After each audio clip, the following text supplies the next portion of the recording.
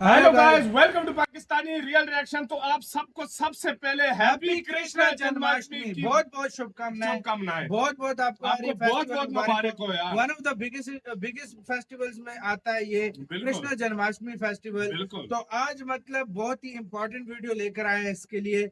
Manoj Muntashir sir का video है, Krishna Janmashtami special video. तो बिना किसी देरी के देखते हैं, जानते हैं लॉर्ड कृष्णा के बारे में और ज्यादा आपके साथ मिलकर। तो काउंटडाउन करते हैं, कैसे आप लोग मना रहे हो फेस्टिवल, आज लाजमी बताइएगा। तो काउंटडाउन करते हैं, स्टार्ट।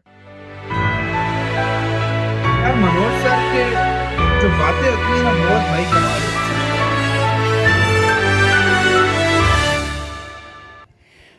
5242 आज से 5242 वर्ष पहले इस धरती पर कृष्ण अवतरित हुए थे। 5000 साल। समय की छलनी से बहुत कुछ बह जाता है, बस वही रह जाता है जो सनातन सत्य है, जिसमें झूठ की मिलावट नहीं है, कोई बनावट नहीं है, और जो हजारों वर्षों बाद भी प्रेरणा का स्रोत बना रहता है।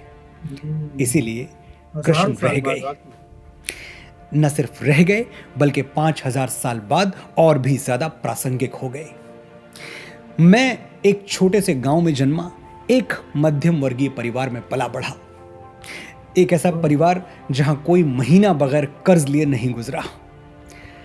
मेरा परिवेश निर्धन था, मैं नहीं, क्योंकि मेरी मां ने मुझे महापुरुषों की कहानियों पे पाला था, बड़ा किया था। मेरे रोल मॉडल्स सही थे।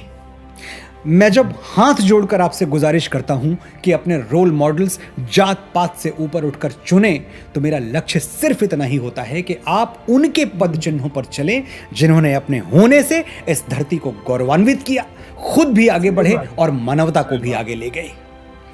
गलत के पीछे चलेंगे तो गलत जगह पहुंचेंगे, सही के पीछे चलेंगे तो सही जगह पहुंचेंगे। बात इतनी सीधी सी है। तो आज मैं आपको बताऊंगा कि मैंने श्री कृष्ण के पीछे चल के उनसे क्या सीखा, और जो सीखा कैसे उसने मुझे मेरे काम में आगे रखा और मेरी निजी जिंदगी में खुशहाल। मजा आएगा भाई। ये हिंदी में कुछ लिखा है, हमें समझ नहीं आ रहा। भारतवर्ष में एक राज्य हुआ करता था, प्राग ज्योतिषपुर। वहां नरकासुर नाम का एक क्रूर राक्षस रहता था। नरकासुर ने 16,100 महिलाओं का अपहरण कर लिया और उन्हें बंदी बना के रख लिया। जब ये बात श्री कृष्ण को पता चली तो अपने प्राणों की परवाह किए बिना वो नरकासुर के पास गए और उसको समझाया बुझाया। नरकासुर नहीं माना तो केशव ने युद्ध किया, उसे हराया और उन 16,100 महिलाओं को नरकासुर की कैद से छुड़ा लिया। वो महिलाएं स्वतंत्र तो हो गईं, लेकिन जाएं कहां, क्योंकि उनके घर वाले उन्हें अपनाने को तैयार ही नहीं हुए। उनकी पवित्रता पर प्रश्न उठाने लगे। लोक लाज, मान मर्यादा जैसे हवाले देकर घर वालों ने अपनी ही बेटियों, अपनी ही बहनों के लिए घर के दरवाजे पर सांकल चढ़ा दी। वो महिलाएं रो रो कर कृष्ण से याचना करने लगी, और कृष्ण प्रलय का नाद अनसुना कर सकते हैं, किसी बेबस की पुकार नहीं। उन महिलाओं को समाज में सम्मानित स्थान दिलाने का एक ही उपाय था कि कृष्ण खुद उनसे विवाह कर ले। कृष्ण ने यही किया। 16,100 वरमालाएं अपने गले में पहन ली, लेकिन दाम्पत्य संबंध सिर्फ अपनी अष्टभार्या से रखा। अष्टभार्या यानी कृष्ण की मतलब नाम दे दिया उनको अपनी वाइफ। ये 16,000 महिलाएं आजीवन उनकी पत्नी बनी रहीं, लेकिन कृष्ण ने कभी उनके तन और मन पर पति वाला अधिकार नहीं जताया। भारतीय संस्कृति का उपहास उड़ाने वाले जब कृष्ण की 16,000 रानियों की तरफ उंगली उठाते हैं तो वो भूल जाते हैं कि यह विवाह कृष्ण ने अपने व्यक्तिगत सुख के लिए नहीं, उपभोग के लिए नहीं, स्त्री जाति का मान रखने के लिए किए थे। कृष्ण जानते थे कि आने वाला समय आधी अधूरी जानकारी के आधार पर उन्हें आलोचना का पात्र बना सकता है, लेकिन जो आलोचना के डर से सही कर्म करने से पीछे हट जाए वो कोई और होगा, कृष्ण नहीं। कृष्ण पूर्ण पुरुष थे, क्योंकि स्त्री का मान उनके सर्वोपरि था। अर्जुन को उन्होंने कर्ण वध का आदेश भी इसीलिए दिया था क्योंकि जब कौरवों की सभा में दुशासन द्रौपदी को निर्वस्त्र कर रहा था तब कर्ण चुपचाप देखता रह गया। उसने इस कुकर्म का विरोध नहीं किया।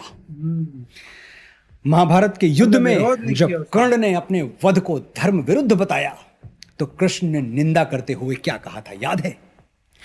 प्रलापी ओ उजागर धर्म वाले, बड़ी निष्ठा बड़े सत्कर्म वाले, सभा में द्रौपदी को खींच लाके सुयोधन की उसे दासी बता के सुवामा जाति को आदर दिया जो, बहुत सत्कार तुम सबने किया जो, नहीं वो और कुछ सत्कर्म ही था, उजागर शील भूषित धर्म ही था। बात सीधी सी है, जो औरत का दर्द नहीं समझते कृष्ण उनको मर्द नहीं समझते। कौन थे कृष्ण? पूर्ण परमेश्वर भगवान विष्णु के अवतार। और गांधारी कौन थी? एक साधारण स्त्री। लेकिन जब गांधारी ने कृष्ण को निर्वंश मरने का, अकाल मृत्यु का श्राप दिया तो कृष्ण ने सर झुकाकर गांधारी का श्राप स्वीकार कर लिया और सचमुच निर्वंश मरे, अकाल मृत्यु को प्राप्त हुए। कृष्ण चाहते तो गांधारी का श्राप अस्वीकार कर देते, लेकिन एक स्त्री के शब्द झुठलाना कृष्ण के चरित्र में नहीं था। मतलब उन्होंने प्राण दे दिए और एक औरत की बात खाली नहीं जाने दी। उनको भी उन्होंने वो दिया था ना वंश, तो वो भी इस तरह हो गया था। वो भी श्री कृष्ण की बुआ का बेटा था शिशुपाल, रिश्ते में कृष्ण का भाई। कृष्ण शिशुपाल से बड़ा स्नेह करते थे, छोटे भाई की तरह उसका ध्यान रखते थे। लेकिन एक भविष्यवाणी हुई थी कि एक दिन कृष्ण के हाथों ही उसका वध होगा। कृष्ण की बुआ इस भविष्यवाणी से डर गई, तो कृष्ण ने उन्हें वचन दिया कि वो शिशुपाल की 100 गलतियां, पूरी 100 गलतियां क्षमा कर देंगे। शिशुपाल बड़ा हुआ और उसे रुक्मिणी से प्रेम हो गया, लेकिन रुक्मिणी तो कृष्ण से प्रेम करती थी। शिशुपाल को यह सहन नहीं हुआ और वो कृष्ण को शत्रु मान बैठा, अपने ही भाई को। युधिष्ठिर का राजसूय यज्ञ हुआ, सभी सगे संबंधी आए, शिशुपाल भी आया और वहीं भरी सभा में वो कृष्ण को अपशब्द कहने लगा, उनका अपमान करने लगा। इतने लोगों के बीच इतना घोर अपमान, लेकिन कृष्ण ने कुछ भी नहीं कहा, बस बाद में उन्होंने मुस्कुराते रहे। 100 अपशब्द उन्होंने शांत होकर सुन लिए। बुआ को दिया हुआ वचन मिथ्या नहीं जाने दिया, लेकिन जैसे ही शिशुपाल ने अगला अपशब्द बोलने के लिए मुंह खोला, कृष्ण ने अपने सुदर्शन चक्र से उसकी गर्दन उतार ली। करुणा वहीं तक उचित है जहां तक मर्यादाएं पार न हो। मैं चुप हूं तो समझो मेरा मौन बोलता है, और बोलने से पहले 100 बार तोलता है। जहां कोई शिशुपाल शब्द की मर्यादा तोड़े, हुई बांसुरी मौन, वहां फिर चक्र डोलता है। कृष्ण की शांति प्रियता किसी से छुपी नहीं है। वो कभी युद्ध के पक्षधर नहीं थे।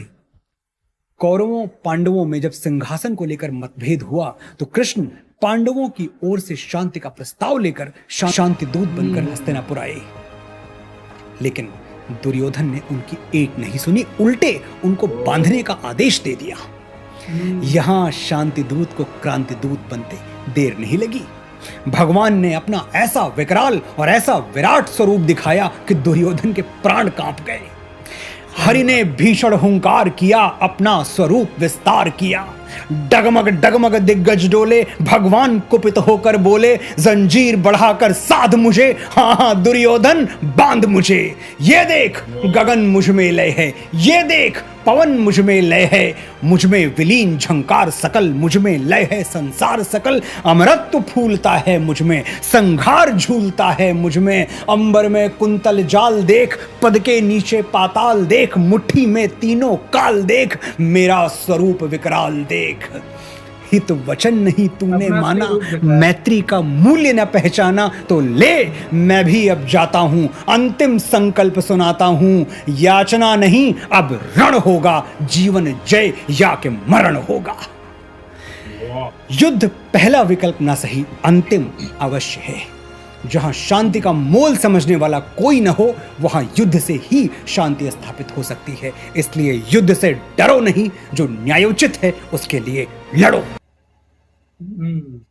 जी यार सीरियसली ये 10 मिनट की वीडियो थी। वाकई में हमें पता ही नहीं लगा चला, टाइम वाकई में गुजर यार, गया सही बात है। सीरियसली इतना हम और से इसको सुन रहे थे। और यार इसमें कोई शक नहीं उनको अब जब वो युद्ध हुआ था ना मतलब कौरवों और हाँ पांडवों हाँ का, हाँ, तो एक तरफ पांडु थे एक तरफ कौरव थे ना, तो लॉर्ड कृष्ण ने उनको मतलब एक दिया था, चॉइसेस दी थी दो ना। एक तरफ उनकी फौज नारायणी सेना जो कि हाँ, लाखों में थी, और एक तरफ और एक उनका था तरफ वो मुझे कहते मैं निहत्था, मैं लड़ूंगा हाँ, भी नहीं। तो बिल्कुल दुर्योधन बोल रहा निहत्ते हैं तो इससे हाँ, अच्छा मैं सेना ले सेना ले लूं। लो, उसने फौरन सेना गए ले ली, बिल्कुल और इनकी तरफ ये आ गए थे, तो इन्होंने मतलब पांडु ने इनको चुन लिया था। चुन लिया था, तो वाकई मतलब में, इस तरह हुआ था यार। मैं कहता हूँ मजा आ गया, वाकई में। कितना एक कमाल का यार ये वीडियो था। और इसलिए देखो यार लॉर्ड कृष्ण के काम ही ऐसे हैं कि भाई 5,000 साल हो गए लेकिन दुनिया आज इनको पूज रही है। बिल्कुल, तो और मतलब दूसरी आप बात देख लो। ये है हाँ कि कृष्ण जन्माष्टमी में गाइस मटकी फोड़ का भी होता है ना, वो हाँ, फेस्टिवल वो होता है ना, माखन माखन वाला, माखन वाला हाँ। है ना, वो वो भी यार होता वो है, भी हाँ। अगर हुआ तो गाइस न्यू आया तो कोई हम लेकर आएंगे। बिल्कुल, यार मैं कहता हूँ मजा आ गया, मजा आ बहुत ही गया, ज्यादा वाकई में। कमाल वीडियो थी। आप कैसे मना रहे हो अपना फेस्टिवल, कमेंट में बताना। अपना बहुत ज्यादा ख्याल रखना तो यार।